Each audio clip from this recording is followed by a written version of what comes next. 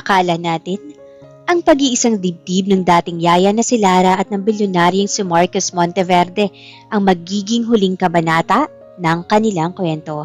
Ngunit para sa kanila, ang totoong laban ay nagsisimula pa lamang. Matapos ang kanilang engrandeng kasal, handa na sana si Lara na gampanan ang papel bilang isang ganap na asawa kay Marcos at ina sa bibang si Zion. Ngunit ang akalang mapayapang buhay mansyon ay agad na mayayanig sa marangyang pagbabalik ng mapagmataas na ina ni Marcos, si Doña Esmeralda. Kasabay nito, pumasok din sa eksena si Katrina, isang sophisticada at mayabang heiress na handa gawin ng lahat gamit ang pera at kapangyarihan upang agawin ang posisyong kasalukuyang tinatayuan ni Lara. Mula sa mga lantarang pang-aapi sa mga high society dinners hanggang sa mga lihim na patibong sa mundo ng negosyo, unti-unting lalasunin ng selos at peking ebidensya ang tiwala ng bilyonaryo. Isang gabi sa Batangas ang mag-iiwan ng malalim na sugat na pipilit kay Lara na lumayo. Ngunit hindi na siya ang dating yayang mahina at madaling sipa-sipain. Sa pagbabalik ng tunay na reyna, dala ang lakas ng isang asawa at ina. Buong tapang niyang haharapin ang mga magpapanggap upang bawiin ang pamilyang para sa kanya. Sapat ba ang wagas na pag-ibig kapag ang tiwala ay tuluyan ng nanganib? Paano babangon ng isang Mrs. Monteverde laban sa mabagsik ng isang donya at ng isang mapanganib na karibal? Isang mapagpalang araw sa lahat ng ating mga masusugid na taga-subaybay, lalo na sa ating mga kababayang OFW na walang sawang nakatutok, nagtatrabaho at naghahanap ng kaunting aliw saan mang sulok ng mundo. Akong muli ang inyong lingkod, si Miss Angge. Welcome back sa ating nag-iisang tahanan ng mga kwentong may puso at tapang, ang Ayesha TV. Mula sa panulat ng ating nag-iisang story creator, si Boss Rainiel, sa wakas ay narito na ang pinakahihintay ng lahat. Matapos nating iyakan, kapitan, at ipaglaban ang pag-ibig ng dating yaya na si Lara at ng bilyonaryong si Marcos Monteverde, akala natin ay nakamit na nila ang walang katapusang happy ending. Ngunit ano ang gagawin mo kung ang mundong binuo mo ng may pagmamahal ay unti-unting gigibain ng mga taong mayayaman, makapangyarihan at puno ng galit sa kanilang mga puso?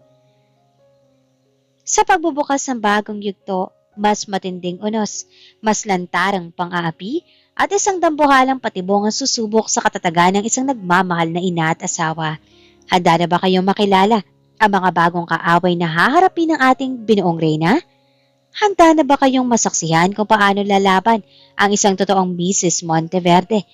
Ihanda na ang inyong mga puso, mga ka-Ayesha TV, dahil ito na ang Season 2. Lumipas ang ilang buwan matapos ang engrandeng kasal ni na Marcos at Lara.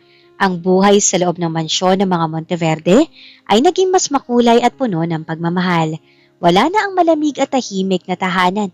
Pinalitan ito ng mga tawanan at masasayang kwentuhan. Si Lara, bilang ganap na Mrs. Monteverde, ay maayos na pinamamahalaan ng mansyon habang patuloy na ibinibigay ang walang kapantay na pag-aalaga sa kanyang asawa at sa anak na si Zion. "Mami, tingnan mo po ang drawing ko." Masayang sigaw ng 7 taong gulang na si Zion habang patakbong lumapit kay Lara na kasalukuyang nasa sala. Nakangiting binuhat ni Lara ang bata at pinaupo sa kanyang kandungan. Simula na maikasal sila ni Marcos, formal na siyang tinawag na mommy ni Zion. Isang salitang hanggang ngayon ay nagpapataba sa kanyang puso. "Wow, napakaganda naman ng pamilya natin dito, anak. Sino itong maliit na baby sa gitna?" Biro ni Lara habang itinuturo ang guhit ng bata. "Baby brother po yan. Sabi kasi ni Dad, bibigyan mo daw po ako ng kalaro." Hirit ni Zion na nagpabaling ng pansin kay Marcos na kabababa lang ng hagdan habang nakasuot ng kanyang business suit. "Zion, buddy, secret muna natin yan kay Mommy." Nakangising sabi ni Marcos sabay kindat kay Lara na naging dahilan upang mamula ang mga pisngi ng kanyang asawa. Lumapit si Marcos at banayad na hinalikan si Lara sa mga labi bago pinalupot ang kamay sa baywang nito. "Good morning, my beautiful wife." "Good morning din, Mr. Monteverde. Maupo ka na roon at handa ng almusal." Palambing na sagot ni Lara. Subalit habang papunta ang mag-asawa sa dining area, biglang nabulabog ang katahimikan ng mansyon nang bumukas ang malaking pinto ng walang babala. Pumasok ang isang matangkad, matikas, at may edad na babae na balot na mamahaling alahas at suot ang isang eleganteng Chanel suit. Ang kanyang mga mata ay matatalim at may autoridad na tila ba siya may-ari ng buong lugar. Walang iba kundi si Doña Esmeralda Monteverde, ang ina ni Marcos na matagal nang naninirahan sa Europa at hindi nakadalaw sa kasal dahil sa galit nito sa naging desisyon ng kanyang anak. Napatigil ang mag-asawa. Agad na nabura ang ngiti sa mukha ni Marcos at napalitan nito ng seryosong ekspresyon. Ma'am, bakit hindi niyo ipinaalam na darating kayo ngayon? Hindi pinansin ng Doña ang tanong ng anak. Sa halip, ibinaling niya ang kanyang matatalim at mapanghusgang tingin kay Lara na otomatikang napaayos ng tayo. Tiningnan niya si Lara mula ulo hanggang paa na may halong pangingiyaw. So, ikaw pala ang dating yaya na naging asawa ng anak ko. Malamig na saad ni Doña Esmeralda. Ang boses ay tila yelo na bumasag sa masayang umaga ng pamilya. Hindi ko akalain na sa dinami-dami ng mga kilalang pamilya sa Altalipunan, isang katulong lang pala ang papalit sa posisyon ng una mong asawa, Marcos. Mom, watch your words. Lara is my wife now at siya ang reyna ng mansyong ito. Mariin at may otoridad na pagtatanggol ni Marcos habang mas lalong hinahawakan ng kamay ni Lara upang iparamdam ang kanyang suporta. Bagyang napaatras si Lara. Hindi dahil sa takot, kundi dahil sa matinding respeto pa rin ng ina ng kanyang asawa. Ramdam niya ang malamig na hangin na dinala ni Doña Esmeralda sa loob ng sala. Ang mga mata ng Doña ay patuloy na katitig sa kanya. Tila pinipilang ang bawat kakulangan ng isang dating yaya na ngayon ay nakasuot na ng mga mamahaling sutla. Reyna? Isang mapait na tawa ang pinakawalan ni Doña Esmeralda habang dahan-dahang tinatanggal ang kanyang suot na designer sunglasses. Marcos, isang hamak na yayang ginawa mong asawa? Huwag mong asawan at asahan. Natatanggapin ko siya sa pamilyang ito ng ganoon kadali. Ang posisyong iyan ay para sa isang babae may pinag-aralan, may pangalan, at higit sa lahat, kapantay ng ating estado. Mommy, that is not just a nanny. She is my mommy now. Biglang sigaw ng batang si Zio na hindi na napigilang ipagtanggol ang kanyang bagong ina. Humakbang ang bata sa harap ni Lara. Hinarap ang kanyang lola na may tapang. Napatitig si Doña Esmeralda sa kanyang apo. Lumambot na bahagya ang kanyang mukha, ngunit muli nagbago ng tingnan niya si Lara. Tingnan mo ang ginawa mo sa apo ko, Marcos. Tinuruan niya sumagot ng pabalangan sarili niyang lola. Iyan ba ang klase ng edukasyon na makukuha niya mula sa isang katulong? Doña Esmeralda, sa wakas ay naglakas loob nang magsalita si Lara. Humakbang siya sa tabi ni Marcos at banayad na hinawakan ang balikat ni Zion upang patahimikin ito. Humihingi po ako ng paumanhin sa inasal ng bata. Nabigla lang po siya. Pero gusto ko pong malaman ninyo na wala po akong ibang hangarin, kundi ang mahalin at alagaan ng anak ninyo at si Zion. Alam ko pong hindi ako galing sa marangyang pamilya, pero gagawin ko po ang lahat para maging karapat-dapat bilang asawa ni Marcos. Ang mga salita ay madaling sabihin, katulong. Malamig na tugon ni Doña habang ibinibigay ang kanyang mga maletas sa lumapit na butler. Dito ako manunuluyan sa mansyon habang narito ako sa Pilipinas at sisiguruhin kong malalaman ng aking anak kung gaano kalaki ang pagkakamaling ginawa niya. Tinalikuran sila ni Doña Esmeralda at marangyang naglakad paakyat ng hagdan. Iniwan niya ang sala na may mabigat na tensyon. Napatingin si Marcos kay Lara, bakas ang labis na pag-aalala sa mukha ng bilyonaryo.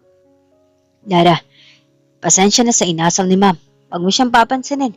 Pakiusap ni Marcos habang hinahalikan na noon ang asawa. Ngumiti ng pilit si Lara, bagamat may kaunting kirot sa kanyang puso. Ayos lang, Marcos. Ina mo siya. At naiintindihan ko kung bakit ganyan ang reaksyon niya. Haharapin ko ito. Para sa inyo ni Zion. Kinaumagahan, maagang umalis si Marcos para sa isang emergency business meeting sa central office ng Monteverde Group. Naiwan si Lara sa mansyon. Pilit na inaayos ang sarili sa kabila ng bigat na dala ng presensya ng kanyang biyanan. Habang nag-aayos siya ng mga bulaklak sa florera sa sala, narinig niya ang yabag ng takong mula sa may pinto. Kasunod ang boses ni Doña Esmeralda. Katrina, darling, I'm so glad you made it. Masayang bati ng Doña, isang tono na hindi pa naririnig ni Lara mula rito. Napaatras si Lara at napalingon. Pumasok si Doña Esmeralda kasama ang isang napakagandang babae. Ang estranghera ay matangkad, sophisticada at bumabagay ang suot na kulay krema na business luxury dress. Kumikinang ang mga brilyante nito sa tainga at leeg at may hawak itong mamahaling bag. Si Katrina, ang nag-iisang tagapagmana ng isa sa pinakamalaking commercial bank sa bansa, ang babaeng matagal nang ipinagkakasundo ng Donya para sa kanyang anak. Of course, Tita Esme, I wouldn't miss the chance to visit you now that you're back in the country. Nakangiting sagot ni Katrina. Ang boses ay Pino, ngunit nang tumako ang kanyang tingin kay Lara, mabilis na sumilip ang isang mapang-aping kislap sa kanyang mga mata. Lara, ihanda mo kami ng tsaa sa hardin.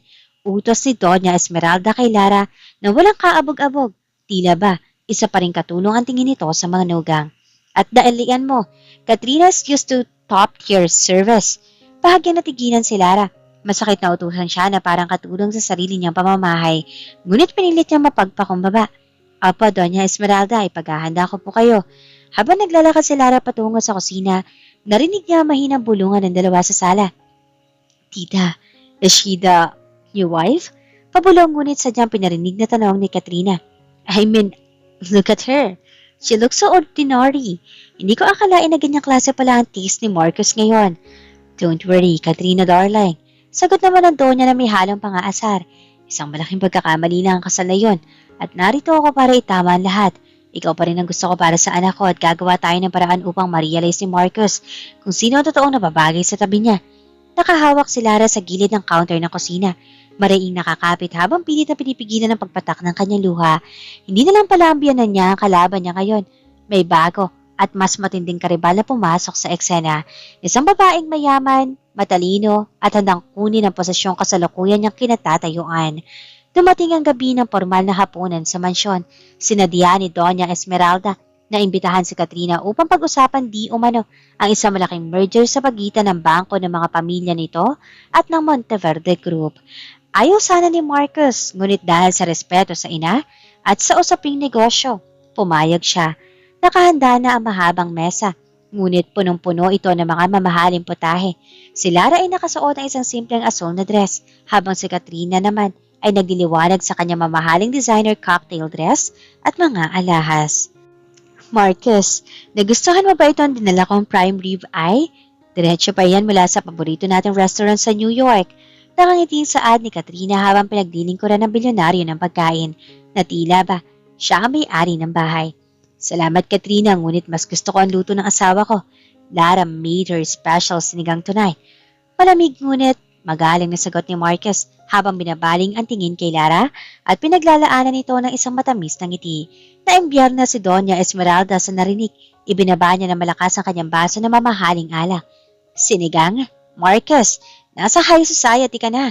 Wag mo namang ibaba ang standard ng pamilyang ito sa mga pagkain pampalengke. Pero sa bagay, ano pa nga bang aasahan ko sa isang taong ang alam lang na trabaho noon ay mag-alaga ng bata at maglinis ng bahay? Natahimik ang buong hapunan. Napayoko si Lara. Mahigpit na hawak ang kanyang kobyertos habang pilit na nilulunok ang bara sa kanyang lalamunan. Harap-harap siyang ipinapahiya ng kanyang biyanan sa harap ng ibang tao. Tita Esme, don't be too harsh. Sumabat si Katrina na may plastic ng ngiti.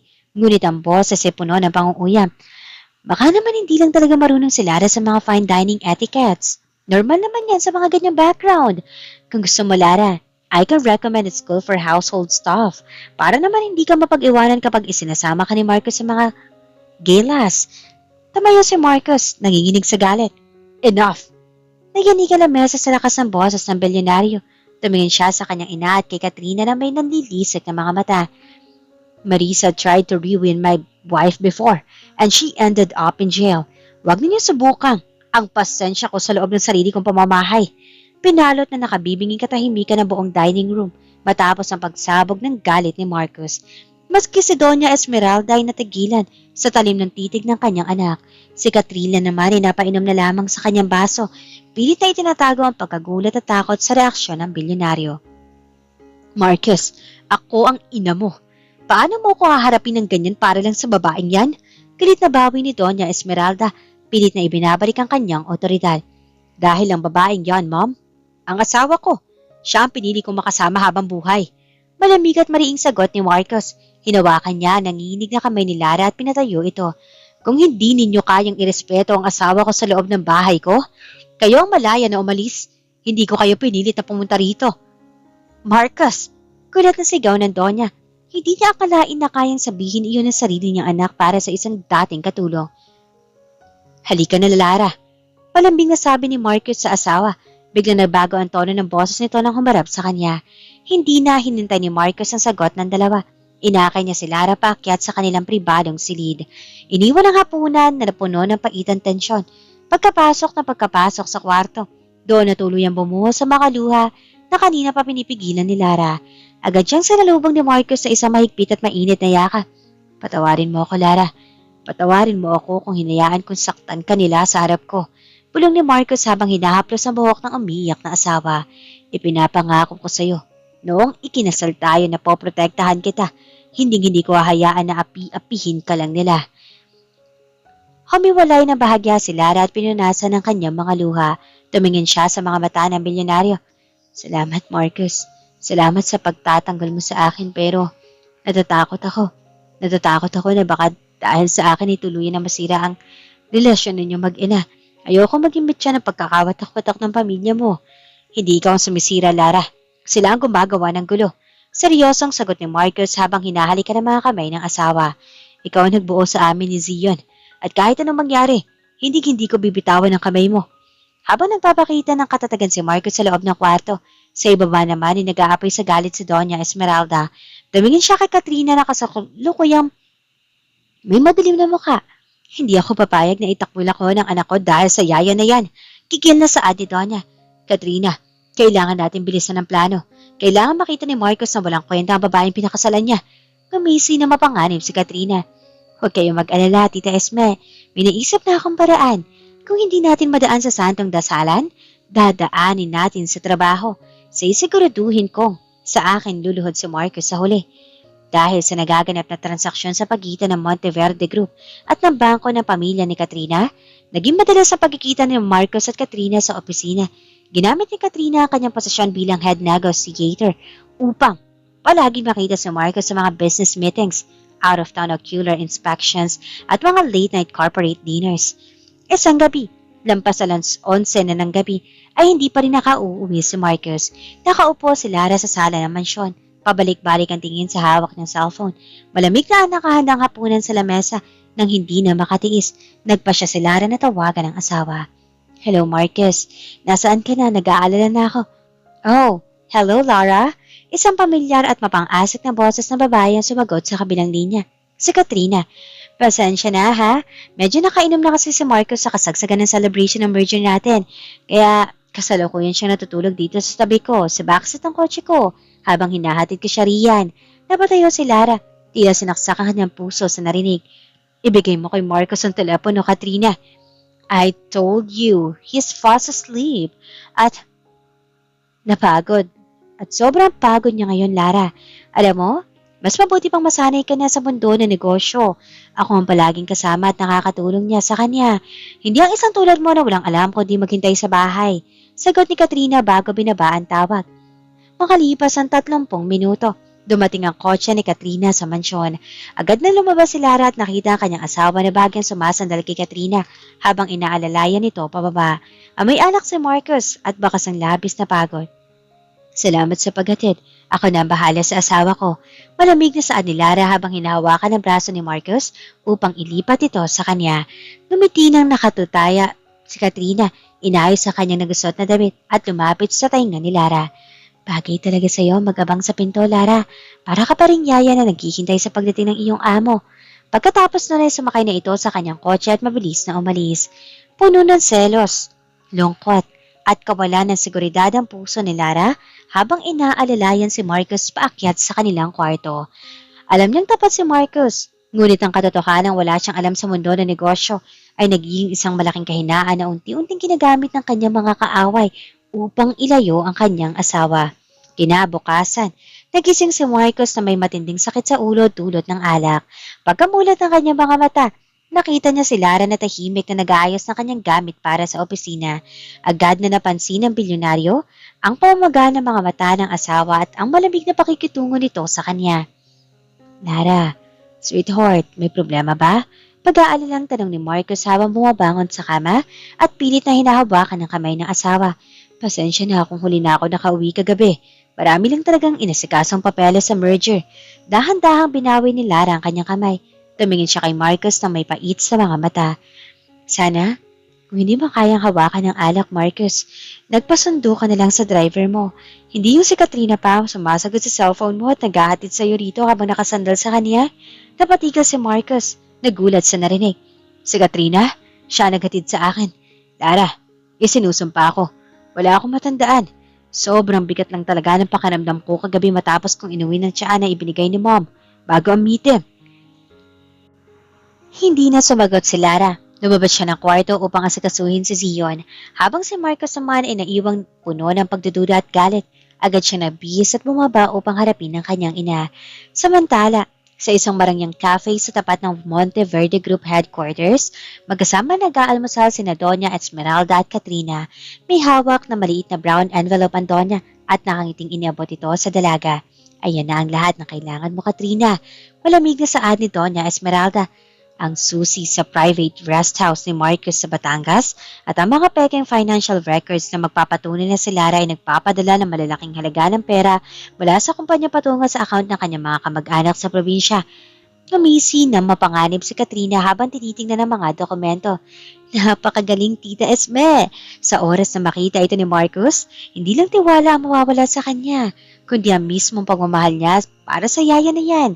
Idagdag mo pa na magpapadala ako ng mensahe kay Lara gamit ang telepono ng isang dummy account na nag-aanyaya sa kanya na pumunta sa rest house para sa isang surprise anniversary party na inihanda din mo ni Marcus. Gawin mo ang lahat, Katrina. Kailangan bago matapos ang linggong ito, lumayas ang babaeng iyan sa mansyon ko. Kikil na dagdag ni Donya. Ang lihim na plano ng dalawang makapangyarihang babae ay tuluyan ng nailatag.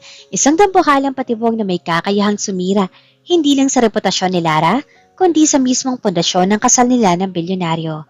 Isang misteryosong text message ang natanggap ni Lara kinabukasan mula sa isang hindi kilalang numero. Good day, Mrs. Monteverde. Inutusan po ako ni Sir Marcus na ihanda ang inyong pribadong rest house sa Batangas para sa isang surprise advance anniversary celebration ninyong dalawa ngayong gabi. Huwag niyo po sanang sasabihin sa kanya para maging matagumpay ang sorpresa. May naghihintay na sasakyan para sa inyo sa labas ng subdivision. Kahit may kaunting pag-aalinlangan dahil sa lamig ng kanilang pakikitungo sa isa't isa nitong mga nakaraang araw, nanaigang pananabik sa puso ni Lara. Gusto niyang ayusin ang kanilang relasyon. Agad siyang nag-ayos at sumakay sa sasakyang naghihintay sa kanya. Samantala, sa opisina ng Monteverde Group, marahas na pumasok si Doña Esmeralda sa opisina ni Marcus. Kasunod, si Katrina na may hawak na makapal na folder.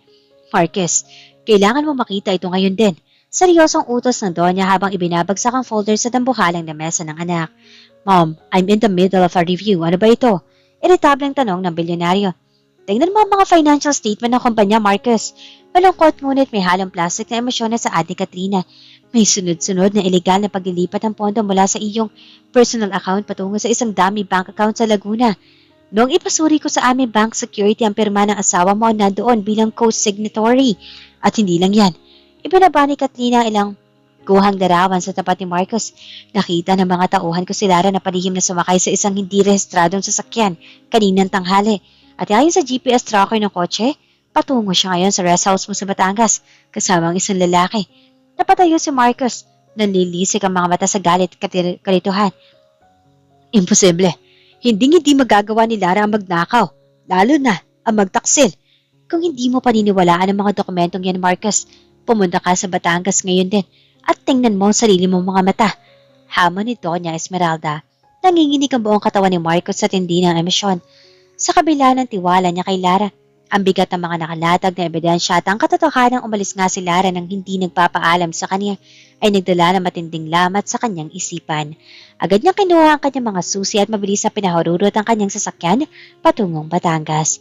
Lingid sa kaalamanan niya na sadyang inayos ni Katrina ang isang lalaking aarte bilang kalaguyan ni Lara sa loob ng rest house upang doon mismo ay mahuli niya ito. Pumuhos ang malakas na ulan habang mabilis na pinatatakbo ni Marcus ang kanyang sasakyan patungo sa rest house sa Batangas. Ang kanyang isip ay naglalaban. Isang bahagi ang sumisigaw na pagkatiwalaan si Lara, ngunit ang kabilang bahagi ay nilalason ng mga larawan at dokumentong ipinakita ni Katrina. Samantala, pagkarating ni Lara sa rest house, laking gulat niya na madilim at tahimik ang buong paligid. Walang party, walang dekorasyon, Pagkabukas niya ng pinto ng sala, isang lalaking hindi niya kilala ang biglang sumulpot mula sa dilim at marahas siyang hinawakan sa braso. "Sino ka? Bitiwan mo ako!" Sigaw ni Lara, pilit na kumakawala. "Huwag ka na magpanggap, Lara. Di ba't sabi mo rito tayo magkikita habang nasa opisina ang bilyonaryo mong asawa?" Nakangising sabi ng lalaki, isang bayarang aktor na inupahan ni Katrina. Eksakto, sa sandaling iyon, marahas na bumukas ang pinto ng rest house. Nakatayo roon si Marcus, basang-basa ng ulan, hingal na hingal at nanlilisik ang mga mata habang nakatingin sa kanilang dalawa. "Marcus," bulalas ni Lara, mabilis na lumayo sa lalaki. "Mali ang iniisip mo. Pinuntahan ko lang ang text sa akin na may surprise party ka rito." "Surprise party?" Isang mapait at nakatatakot na tawa ang binitawan ni Marcus. Lumapit siya at marahas na hinawakan ng lalaki sa kwelyo bago ito sinuntok ng napakalakas, dahilan upang matumba ito. Mabilis naman tumakbo ang lalaki palabas sa takot. Humarap si Marcus kay Lara, baka sa matinding sakit at pagkabigo sa kanyang mga mata. "Ganyan ba kababa ang tingin mo sa akin, Lara? Ninanakawan mo na ang kumpanya ko at ngayon, dito pa sa rest house ko kayo magkikita?" "Ano ang sinasabi mo, Marcus? Kailanman ay hindi ko magagawang magnakaw sa iyo, lalo na ang magtaksil. Mahal kita." Umiiyak na depensa ni Lara. Sinusubukang hawakan ang mukha ng asawa. Inilagay ni Marcos sa mga peking financial records sa lamesa. "Ito ang mga pirma mo, Lara. Ikaw lang may access sa personal account ko bukod sa akin. Gusto kitang paniwalaan, pero ang mismo mga mata ko at ang mga ebidensyang ito ang sumasampal sa akin." Napatitig si Lara sa mga dokumento. Doon niya na-realize na kahit ano pa ang ipaliwanag niya, ang lason sa isip ni Marcos ay malalim na. Mas masakit ito kaysa noong binaligtad siya ni Marisa. Dahil ngayon, ang mismong lalaking pinangakuan siyang poprotektahan siya sa harap ng altar, ang siyang hindi naniniwala sa kanya. "Kung ganyan din lang pala kaliit ang tiwala mo sa akin, Marcos, kung sa tingin mo ay nagawa ko ang lahat na ito pagkatapos ng lahat ng pinagsamahan natin." Pinunasan ni Lara ang kanyang mga mata at tinignan si Marcos na may pinal na desisyon. "Hindi na ako magpapaliwanag. Lalayo ako. Dahil ang relasyong walang tiwala, kailanman ay hindi magiging matatag." Tinalikuran ni Lara si Marcos at naglakad palabas sa gitna ng unos. Iniwan ang bilyonaryo na nakaluhod sa sahig ng rest house, umiiyak at pilit na pinatitigas ang pusong nagdurusa. Hindi bumalik si Lara sa mansyon ng mga Monteverde. Pansamantala siyang nakatuloy sa isang maliit na apartment ng kanyang malapit na kaibigan sa Maynila. Sa unang 2 araw, binalot siya ng labis na paghati. Ngunit ang sumunod na umaga, habang tinitingnan ng kanyang sarili sa salamin, may nagbago sa kanyang mga mata. Naalala niya umiiyak na mukha ni Zion, ang mga pangako ni Marcos, at ang mapang-aping tawa ni Katrina at Doña Esmeralda. "Hindi, Lara. Hindi ka na ang dating yayang mahina at madaling sipa-sipain lang." Pulong niya sa sarili habang maliing pinupunasan na natitirang luha. "Mrs. Monteverde ka. Kung hindi mo ipaglalaban ang karapatan mo at karangalan mo, tuluyan nilang sisirain ang pamilya mo." Nagpasya si Lara ng kumilos. Ginamit niya ang kanyang natitirang ipon upang kumuha ng isang pribadong investigador sa tulong ng kanyang kaibigan. Alam niya may sabuatan at ang tanging paraan upang mapatunayan ang kanyang inosensya ay ang hanapin ng lalaking sumalubong sa kanya sa rest house at ang pinagmula ng mga peking dokumento. Habang abala si Lara sa paghahanap ng hustisya, ang mansyon ng mga Monteverde naman ay bumalik sa pagiging malamig at madilim. Si Marcos ay naging lubos na miserable. Pabalik-balik siya sa pag-inom ng alak at halos hindi na natutulog. "Dad, nasaan ba talaga si Mami Lara? Sabi ni Lola umalis na daw siya dahil masamang tao siya pero hindi ako naniniwala." Umiiyak na sigaw ng 7 taong gulang na si Zion habang tinahatak ang polo ng kanyang ama sa sala. Hindi makasagot si Marcos. Ang kanyang puso ay nadudurog sa tuwing nakikita ang pangungulila ng anak. Eksakto namang pumasok si Doña Esmeralda kasama si Katrina na may dalang mga bagong kontrata. "Marcos, darling, tama na ang pagmumukmok sa babaeng yan. Tingnan mo, nahanap na natin ang kapalit niya. Si Katrina ang pansamantalang mag-aalaga kay Zion at pirmahan mo na rin ito karagdagang shares para sa merger natin." Utos ng Donya. Ngunit bago pa man mahawakan ni Marcos ang panulat, bumukas ang pinto ng mansyon. Pumasok si Lara, ngunit hindi na siya nakayokong Lara na madaling utusan. Nakasuot siya ng isang formal na kulay pulang kasuotan, matuwid ng tindig, at may hawak ng sarili makapal na envelope. Kasunod niya 2 unibormadong pulis at ang lalaking pinayaran ni Katrina sa Batangas na ngayon ay nakaposas na. "Anong karapatan mo pumasok dito, katulong?" Galit na sigaw ni Doña Esmeralda habang tumatayo. Tumingin si Lara ng diretso sa mga mata ng Doña. Walang bakas ng takot. "May karapatan ako dahil ako ang legal na asawa ng may-ari ng bahay na ito, Doña Esmeralda." At narito ako ngayon para tapusin ang palabas ninyo. Napatayo si Marcus mula sa kanyang kinauupuan. Tila nabunutan ng tinik sa dibdib na makita ang asawa. Ngunit agad ding napatingin sa mga pulis at sa bugbog saradong lalaki na kasama nito. Lara, anong ibig sabihin nito? Naguguluhang tanong ng bilyonaryo habang dahan-dahang lumalapit. Marcus, wag mong pakinggan ang babaeng yan. Baka kung ano na namang kwento ang ibento niyan para pagtakpan ng kasalanan niya. Nanginginig ang boses na sabat ni Katrina na unti-unti nang pinagpapawisan na malamig. Panahimik ka, Katrina. Mariing saway ni Lara. Ibinagsak niya ang hawak ng folder sa lamesa, diretso sa tapat ni Marcus. Diyan mo makikita ang katotohanan, Marcus. Ang lalaking yan na nahuli ko sa rest house ay umamin na sa presinto. Binayaran siya ni Katrina sa utos ng iyong ina para umarte na kalaguyo ko. Mabilis na binuklat ni Marcus ang folder. Naglalaman ito ng mga certified bank transfers mula sa personal account ni Katrina patungo sa account ng lalaki. Kasama ang kopya ng CCTV footage mula sa cafe kung saan nag-uusap sina Katrina at Doña Esmeralda habang hawak ang mga peking dokumento. Meron ding audio recording mula sa private investigator kung saan lantarang ipinagmamalaki ng dalawa ang kanilang maitim na plano. Dad, siya po yung lalaki na nakita ko nakausap ni Laura sa garden noong isang araw. Biglang sumbong ng batang si Zion habang itinuturo ang kasama ni Lara. Nanginig ang kamay ni Marcus sa tindi ng galit habang binabasa ang mga patunay. Tumingin siya kay Katrina at sa kanyang ina na may nanlilisik at nakatatakot na mga mata. Ma'am, Katrina, paano ninyo nagawa ito? Marcus, darling, ginawa ko lang yan dahil hindi siya karapat-dapat sa'yo. Pilit na pinagmamalinis si Katrina habang sinusubukang hawakan ang braso ng bilyonaryo. Huwag mo akong hawakan. Parahas na bawi ni Marcus. Humarap siya sa mga pulis. Officer, arestuhin ninyo ang babaeng yan. Forgery, defamation, and trespassing. At sisiguraduhin ko, mabubulo ka sa kulungan, Katrina. Walang bangko o yaman na makapagliligtas sa iyo sa akin. Mabilis na pinasasa ng mga pulis si Katrina na nagsisisigaw habang hinihila palabas ng mansyon. Humarap naman sa Marcus kay Doña Esmeralda na ngayon maputla at hindi makapagsalita sa takot at hiya. At para sa inyo, ma'am, binigyan ko kayo ng lahat ng respeto bilang ina ko. Pero dahil sa ginawa ninyo sa asawa ko, hinihiling ko na umalis kayo sa mansyong ito ngayon din. Bumalik kayo sa Europa at wag na wag niyong rurungisan ang pamilya ko. Hindi na nakasagot ang Donya. Yumuko ito at mabilis na lumabas ng mansyon. Bitbit ang kanyang nagupit na kakapalan na mukha. Nang dahan-dahang bumalik ang katahimikan sa sala, dahan-dahang lumapit si Marcus kay Lara.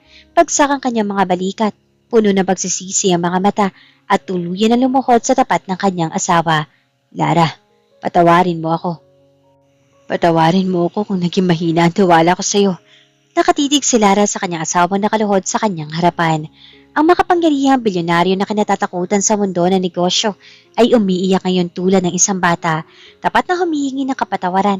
Baka sa mukha ni Marcus ang labis na takot na baka tuluyan na lumayo ang babaeng nagbigay ng liwanag sa kanyang madilim na buhay. Dahan-dahang lumuhod si Lara upang mapantayan ang asawa. Hinawakan niya magkabilang pisngi ni Marcus at pinunasan ang mga luha nito gamit ang kanyang mga hinlalaki. Marcus, tumayo ka riyan. Malambing na saad ni Lara. Ang boses ay wala ng bakas ng galit kundi purong pagmamahal. Masakit na hindi mo ako pinaniwalaan noong una, pero naiintindihan ko dahil naging napakatindi ng patibong na inihanda nila. Ang mahalaga ngayon, magkasama na tayo at alam mo na ang katotohanan. Hinding-hindi ko na muling hahayaang may humarang sa atin, Lara. Ipinangako ko sa iyo, ikaw lang reyna ng buhay ko. Muling sumumpa si Marcus bago marahas ngunit mapagmahal na pinalupot ang kanyang mga braso sa baywang ni Lara upang hawakan ito sa isang mahigpit na yakap. Mommy, Daddy, masayang sumigaw si Zion at patakbong sumiksik sa gitna ng yakap ng kanyang mga magulang. Nagtawanan ng mag-asawa at sabay na hinalikan ang kanilang bibong anak. Sa wakas, ang mansyon ng mga Monteverde ay muling bunalot ng tunay na kaligayahan at kapayapaan. Lumipas ang isang taon. Isang marangya at pribadong garden party ang ginanap sa likod ng mansyon. Naroroon ang mga malalapit na kaibigan, mga tapat na tauhan sa kumpanya at ang mga kamag-anak ni Lara na galing pa sa probinsya. Ang buong paligid ay napupuno ng kulay puti at rosas ng mga bulaklak. Nakatayo si Marcus sa tabi ng buffet table habang karga-karga si Zion na ngayon ay formal na formal sa kanyang suot na tuxedo. Sabay silang napalingon ng dahan-dahan maglakad si Lara patungo sa kanila. Napakaganda nito sa kanyang suot na maternity maxi dress na lalong napalitaw sa kanyang natural na ganda. Mommy, dahan-dahan lang po sa paglakad, baka mapagod si baby brother. Paalala ni Zion habang nakaturo sa malaking tiyan ng kanyang ina. Oo nga, my queen. Sabi ng doktor, bawal ka muna maglakad na mabilis. Nakanginding biro ni Marcos habang mabilis na lumapit upang alalayan ng asawa sa baywang. Inilagay niya ang kanyang palad sa tiyan ni Lara. Ramdamang banayad na sipa ng kanilang magiging pangalawang anak. Napakaseloso mo pa rin, Mr. Monteverde. Konting lakad lang naman ito. Natatawang sagot ni Lara habang isinasandal ang kanyang ulo sa balikat ng bilyonaryo. Tumingin si Marcos sa malawak at magandang kalangitan bago muling ibinaling ang kanyang matatamis na tingin sa kanyang mag-asawa. Salamat, Lara. Salamat dahil hindi mo sinukuha ng pamilyang ito mula sa pagiging yaya ng anak ko. Ngayon ikaw na ang pinakamahalagang bisis sa buong buhay ko. At hindi ko bibitawan ng titulong yan, Marcos. Mahal na mahal ko kayo. Sagot ni Lara. Sa ilalim ng liwanag ng araw at sa piling ng mga taong tunay na nagmamahal sa kanila, hinalikan ni Marcos si Lara, isang halik na nagtataglay ng pangako na walang katapusang pag-ibig, tiwala, at isang buong pamilya na hindi na kailanman muli maggigiba ng kahit sinong donya o karibal.